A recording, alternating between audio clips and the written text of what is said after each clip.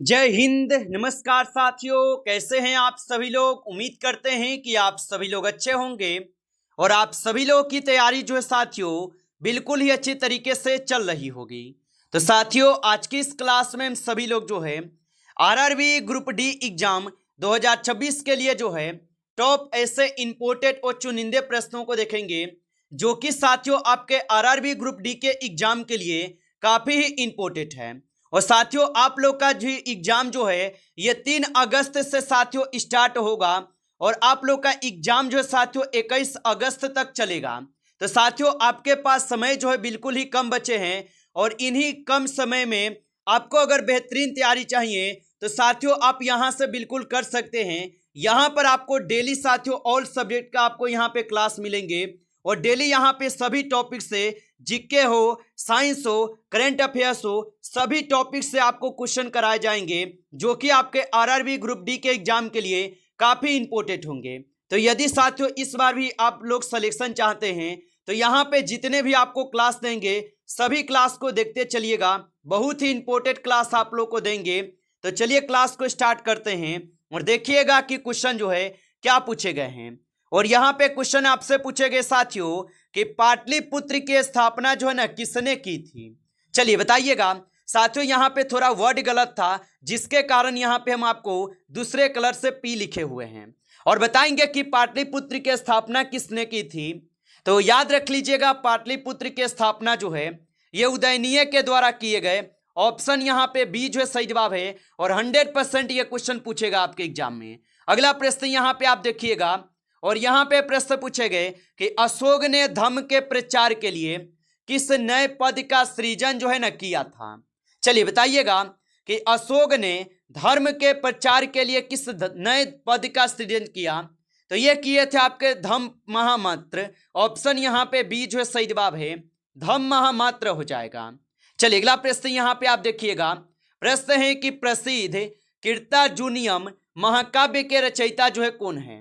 100% ये क्वेश्चन आपके एग्जाम में पूछेगा, इसको आप अच्छे से याद कर लीजिए। और प्रसिद्ध कीर्तार्जुनियम महाकाव्य के रचयिता पूछे तो आप बताएंगे भारवी हो जाएंगे। ऑप्शन यहाँ पे बी जो है सही जवाब होगा, याद रखेंगे। अगला प्रश्न आपके एग्जाम में आने वाला है कि सिंधु घाटी सभ्यता में गोदीवारा कहां से जो है ना मिला है। चलिए बताइएगा आप यहाँ पे कि ये आपके 2025 के एग्जाम में ही आपके पूछे गए थे ग्रुप डी के थर्ड शिफ्ट में कि सिंधु घाटी सभ्यता में गोदीवारा कहां से मिला है। तो ये मिले हुए हैं आपके लोथल से। ऑप्शन यहाँ पे जो है सी करेंगे, सही जवाब लोथल से मिले हैं मेरे भाई। चलिए अगला प्रश्न यहाँ पे देखेंगे, हेन सोंग किस शासक के समकालीन थे। चलिए लगाइएगा यहाँ पे आंसर क्या होगा कि हेन सोंग किस शासक के समकालीन थे। तो हेन सोंग हो जाएंगे हर्षवर्धन के समकालीन। ऑप्शन यहाँ पे सी सही जवाब होगा, हर्षवर्धन के समकालीन थे। अगला क्वेश्चन यहाँ पे देखेंगे, जादू टोना तंत्र मंत्र एवं वशीकरण का उल्लेख किस वेद में जो है मिलता है। काफी इंपोर्टेंट है, इसको आप अच्छे से वीवीआई देकर याद रखेंगे कि जादू टोना तंत्र मंत्र एवं वशीकरण का उल्लेख किस वेद में मिलता है। तो याद रख लीजिएगा ये मिलते हैं आपके अर्थर वेद में। ऑप्शन यहाँ पे डी जो है इस क्वेश्चन का सही जवाब है, अर्थर वेद में मिलते हैं। और आप लोग एक बार कमेंट करके बताइए कि सबसे प्राचीन वेद कौन सा है। सभी लोग कमेंट करके दीजिएगा आंसर इसका कि प्राचीन वेद सबसे कौन है। अगला क्वेश्चन देखिए, क्वेश्चन यहाँ पे दिए गए हैं कि चोल वंश का संस्थापक विद्यालय पहले किसके सामंत थे। चलिए बताइएगा आप यहाँ पे, तो चोल वंश के संस्थापक विद्यालय पहले किसके सामंत थे। तो ये हो जाएंगे आपके पल्लव के यहाँ पे सामंत। ऑप्शन यहाँ पे बी जो है सही जवाब है, पल्लव के होगा। चलिए अगला क्वेश्चन यहाँ पे है कि शरणार्थ में स्थित स्तंभ किस सम्राट से संबंधित है। तो शरणार्थ में स्थित स्तंभ किस सम्राट से संबंधित होगा। तो ये हो जाएंगे आपके सम्राट अशोक से। ऑप्शन यहाँ पे बी जो है सही जवाब है, सम्राट अशोक से होगा। चलिए अगला क्वेश्चन यहाँ पे है कि मिलिंद पन्हों में मिलिंद के प्रश्नों का उत्तर किसने दिया था। चलिए लगाइएगा आंसर क्या होगा। और साथियों, आप लाइक नहीं किए तो आपसे हम छोटा सा रिक्वेस्ट करेंगे, आप लोग एक बार इस क्लास को लाइक कर लेंगे। नए हैं आप इस चैनल पे तो चैनल को सब्सक्राइब करके ऑल नोटिफिकेशन को भी ऑल पे दबा के जुड़ जाइए, जिससे कि जब भी कोई नई क्लास हो सबसे पहले क्लास का नोटिफिकेशन आपके पास पहुंच सके। तो चैनल को सब्सक्राइब कर लीजिए और बताइए यहाँ पे आप कि मिलिंद पन्हों में मिलिंद के प्रश्नों का उत्तर किसने दिया था? तो इसका उत्तर दिए हुए थे नागसेन। ऑप्शन यहाँ पे बी हो जाएगा सही जवाब, नागसेन के द्वारा दिए गए। अगला क्वेश्चन यहाँ पे आप देखेंगे और क्वेश्चन है कि महाबलीपुरम के प्रसिद्ध सौर मंदिर का निर्माण किसने जो है ना कराया था? तो महाबलीपुरम के प्रसिद्ध सौर मंदिर का निर्माण किसने कराया था? तो इसका निर्माण कराए गए थे किसके द्वारा? नरसिंह वर्मन द्वितीय के द्वारा। ऑप्शन यहाँ पे जो है सी सही जवाब है, इस क्वेश्चन का आंसर याद रखेंगे। चलिए अगला प्रश्न यहाँ पे देखेंगे, झेलम या हाइडे स्पीच का युद्ध जो है ये किनके बीच लड़ा गया था?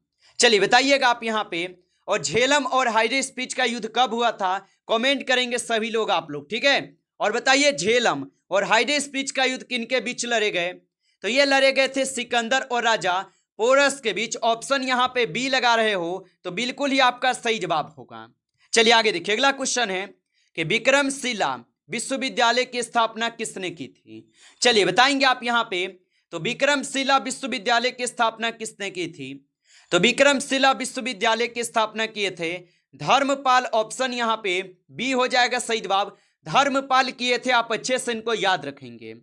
चलिए अगला क्वेश्चन यहाँ पे देखेंगे कि बदामी या वतापी किस वंश की राजधानी थी? तो बदामी या वतापी किस वंश की राजधानी थी? तो आप बताएंगे ये हो जाएंगे आपके चालुक्य वंश की राजधानी। ऑप्शन यहाँ पे बी सही जवाब होगा, चालुक्य वंश की राजधानी। चलिए अगला क्वेश्चन यहाँ पे है कि पशुपति की आकृति किस सभ्यता से प्राप्त हुई है? तो पशुपति की आकृति जो है ये किस सभ्यता से प्राप्त हुई? तो पशुपति की जो आकृति है ये सिंधु घाटी सभ्यता से प्राप्त होता है। ऑप्शन आपका बी सही जवाब है। चलिए आगे देखिए, अगला क्वेश्चन है कि उत्तर वैदिक काल का समय माना जाता है। चलिए बताएंगे। तो उत्तर वैदिक काल का समय जो है माना जाता है, तो उत्तर वैदिक काल का समय माने जाते हैं 1000 ईसा पूर्व से 600 ईसा पूर्व। ऑप्शन यहाँ पे आप लोग का बी जो है सही जवाब है, 1000 ईसा पूर्व से 600 ईसा पूर्व होगा। चलिए अगला प्रश्न यहाँ पे है कि मेहरौली का लौह स्तंभ किस शहर में स्थित है? तो मेहरौली का लौह स्तंभ किस शहर में स्थित होगा? तो मेहरौली का जो लौह स्तंभ है यह स्थित है दिल्ली में। ऑप्शन यहाँ पे बी जो है सही जवाब होगा, दिल्ली में स्थित है। आगे देखिए, अगला क्वेश्चन है भारत में रेशम मार्ग के विकास का श्रेय जो है ना किसे दिया जाता है? तो भारत में रेशम मार्ग के विकास का श्रेय किसे दिए जाते हैं? तो ये श्रेय दिए जाते हैं आपके कनिष्क को। ऑप्शन यहाँ पे बी जो है सही जवाब है, कनिष्क को दिए जाते हैं। अगला क्वेश्चन यहाँ पे देखेंगे, निम्नलिखित में से कौन सा हड़प्पा स्थल वर्तमान भारत में नहीं है? चलिए बताइए। तो निम्नलिखित में से कौन सा हड़प्पा स्थल वर्तमान में भारत में नहीं है? तो यहाँ पे आप सही जवाब क्या बताएंगे? तो यहाँ पे आप बताएंगे हड़प्पा। ऑप्शन यहाँ पे सी जो है सही जवाब है, ये हड़प्पा हो जाएंगे। अगला क्वेश्चन यहाँ पे आप देखेंगे और यहाँ पे क्वेश्चन दिए गए कि अशोक के अभिलेखों को पहली बार 1837 ईस्वी में किसने पढ़ा था? चलिए बताइएगा आप यहाँ पे। तो अशोक के शिलालेखों को पहली बार 1837 ईस्वी में किसने पढ़ा था? तो इसको पढ़े हुए थे किसने? तो आप बताएंगे जेम्स प्रिसेंस के द्वारा पढ़े गए। ऑप्शन यहाँ पे बी सही जवाब होगा। चलिए अगला प्रश्न यहाँ पे देखेंगे कि राष्ट्रकूट वंश की स्थापना किसने की थी? चलिए बताएंगे। तो राष्ट्रकूट वंश की स्थापना किसने की थी? तो राष्ट्रकूट वंश की स्थापना दंती दुर्ग के द्वारा की जाती है। ऑप्शन यहाँ पे बी जो है सही जवाब है, दंती दुर्ग द्वारा की जाती है। चलिए अगला क्वेश्चन यहाँ पे देखेंगे कि प्रसिद्ध बंदरगाह मुजीरिस है किस राज्य में स्थित था? तो प्रसिद्ध बंदरगाह मुजीरिस किस राज्य में स्थित था? तो यह स्थित हो जाएगा केरल में। ऑप्शन यहाँ पे सी जो है सही जवाब है, केरल में होगा। चलिए अगला प्रश्न यहाँ पे है, खजुराहो का कंदरिया महादेव मंदिर किस देवता को जो है ना समर्पित है? तो खजुराहो का कंदरिया महादेव मंदिर किस देवता को समर्पित है? तो ये हो जाएंगे भगवान शिव को। ऑप्शन यहाँ पे आपके जो है 20 सही जवाब दिए गए हैं, भगवान शिव को है। आगे देखिए, अगला क्वेश्चन यहाँ पे है कि पाल वंश का संस्थापक कौन था? तो यहाँ पे आप पाल वंश कर देंगे कि पाल वंश के संस्थापक कौन थे? तो पाल वंश के संस्थापक गोपाल थे। ऑप्शन यहाँ पे सी हो जाएगा सही जवाब, गोपाल हो जाएगा। चलिए अगला प्रश्न यहाँ पे देखेंगे कि अशोक ने कौन सा धर्म अपनाया था? चलिए बताएंगे आप यहाँ पे कि अशोक ने कौन सा धर्म अपनाया था। तो अशोक जो है ये बौद्ध धर्म को अपनाए थे। ऑप्शन यहाँ पे बी सही जवाब होगा, बौद्ध धर्म को अपनाए थे। चलिए अगला प्रश्न यहाँ पे देखेंगे और यहाँ पे प्रश्न पूछे गए कि चंद्रगुप्त मौर्य ने नंद वंश को किसकी सहायता से पराजित जो है किया था। तो चंद्रगुप्त मौर्य ने नंद वंश को किसकी सहायता से पराजित किया। तो यहाँ पे आप 25 का सही जवाब जो है ऑप्शन यहाँ पे क्या करेंगे, तो चाणक्य करेंगे। ऑप्शन यहाँ पे बी सही जवाब है, याद रखेंगे। अच्छा आप लोग एक बार कमेंट कीजिए कि चाणक्य का अन्य नाम जो है ना क्या था। चलिए कमेंट करके सभी लोग बताएंगे चाणक्य का अन्य नाम क्या था। आगे देखिए अगला क्वेश्चन यहाँ पे है कि प्रसिद्ध सांप सीढ़ी खेल की शुरुआत किसने की थी। तो प्रसिद्ध सांप सीढ़ी खेल की जो शुरुआत की जाती है ये संत ज्ञान देव के द्वारा की जाती है। ऑप्शन यहाँ पे बी जो सही जवाब होगा, याद रखेंगे। अगला प्रश्न यहाँ पे देखेंगे हड़प्पा सभ्यता के लोग निम्न में से किसकी पूजा नहीं करते थे। चलिए बताएंगे तो हड़प्पा सभ्यता के लोग निम्न में से किसकी पूजा नहीं करते थे। तो आपको पता होगा हड़प्पा सभ्यता के जो लोग थे ये पशुपति की पूजा करते थे, मातृ देवी की पूजा करते थे और पीपल के भी करते थे। यानी बच गया कबूतर, तो कबूतर का तो उल्लेख ही नहीं था। तो ऑप्शन सी यहाँ पे सी सही जवाब होगा, कबूतर के नहीं करते थे। चलिए आगे बढ़ते हैं और अगला प्रश्न यहाँ पे देखिएगा और यहाँ पे प्रश्न दिए गए कि गुप्तों ने प्रारंभ में किस क्षेत्र में अपना छोटा राज्य जो है स्थापित किया था। चलिए बताइए, ये सारे क्वेश्चन साथियों आपको एग्जाम में छपेगा, अच्छे से याद करते चलेंगे। और गुप्तों ने प्रारंभ में किस क्षेत्र में अपना छोटा राज्य स्थापित किया था। तो यह स्थापित किए हुए थे कहाँ पे, तो आप बताएंगे मगध में। ऑप्शन यहाँ पे बी सही जवाब होगा, मगध में होगा। चलिए अगला प्रश्न यहाँ पे देखेंगे और प्रश्न है आपसे कि प्रसिद्ध पद्मपानी बोधिसत्व का चित्र जो है कहाँ मिलता है। तो प्रसिद्ध पद्मपानी बोधिसत्व का चित्र कहाँ मिलता है। तो इसका चित्र मिलते हैं अजंता गुफाएं में। ऑप्शन यहाँ पे बी सही जवाब है, अजंता और गुफाएं में। चलिए अगला प्रश्न यहाँ पे देखेंगे निम्नलिखित में से सबसे पुराने सिक्के कौन से माने जाते हैं। तो निम्नलिखित में से सबसे पुराने सिक्के कौन माने जाते हैं। तो यहाँ पे आपके पंच चिन्हित सिक्के हो जाएगा ना। ऑप्शन यहाँ पे बी सही जवाब हो जाएगा और पंच चिन्हित को ही आहत सिक्के भी बोलते हैं, याद रखिएगा। ऑप्शन यहाँ पे बी सही जवाब है। चलिए अगला प्रश्न यहाँ पे दिए गए कि सिद्धार्थ गौतम ने अपना प्रथम उपदेश कहाँ दिया था। 100% पूछेगा ये क्वेश्चन, इसको अच्छे से याद कर लीजिए, ट्रिपल स्टार दीजिए इसको। और बताइए यहाँ पे आप कि सिद्धार्थ गौतम ने अपना प्रथम उपदेश कहाँ पे दिया था। तो ये दिए हुए थे कहाँ पे, तो यहाँ पे आप 31 का सही जवाब सी करेंगे, सारनाथ में। ऑप्शन सी लगाए हैं तो सही जवाब है। चलिए आगे देखिए अगला क्वेश्चन है कि अंतिम मौर्य शासक जो है कौन था। तो अंतिम मौर्य शासक कौन हो जाएगा। तो अंतिम मौर्य शासक जो है बृहदंत था।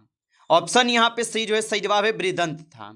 आगे देखिए अगला प्रश्न यहाँ पे है कि सिकंदर ने भारत पर किस वर्ष जो है आक्रमण किया था। तो सिकंदर ने भारत पर किस वर्ष आक्रमण किए थे। तो सिकंदर जो है ये 326 ईसा पूर्व में जो है भारत पर आक्रमण करते हैं। ऑप्शन यहाँ पे बी जो है सही जवाब है। आगे देखिए अगला प्रश्न यहाँ पे दिए गए निम्नलिखित में से कौन सा मंदिर अपनी कामुक मूर्तियों के लिए जो है प्रसिद्ध है। तो निम्नलिखित में से कौन सा मंदिर अपनी कामुक मूर्तियों के लिए प्रसिद्ध होगा। तो यहाँ पे 34 का सही जवाब सी हो जाएगा, खजुराहो मंदिर। ऑप्शन यहाँ पे सी सही जवाब है।